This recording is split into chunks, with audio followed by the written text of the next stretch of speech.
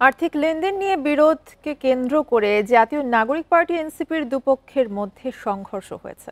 সন্ধ্যায় রাজধানীর শাহবাগে এই ঘটনা ঘটে। জানা যায়, এনসিপির ঢাকা মহানগর ও ঢাকা জেলার সমন্বয় সভা চলার সময় মোহাম্মদপুর ও বংশাল থানার নেতাকর্মীদের মধ্যে কথা কাটাকাটি হয়। পরে সন্ধ্যা 6:15টার দিকে তা সংঘর্ষের রূপ নেয়। এতে দলের বংশাল থানার কর্মী ইউসুফ আহত হন।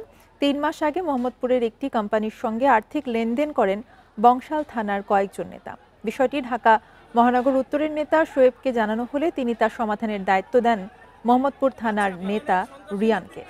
পরে রিয়ান বংশালের নেতাদের কাছ থেকে 2 লাখ টাকা নেন এবং তাদের আটকে রাখার চেষ্টা করেন। এরপর থেকে তাদের বিরোধ দেখা দেয়। তারই জেরে শুক্রবার দুপক্ষের মধ্যে হাতাহাতি ও সংঘর্ষ হয়।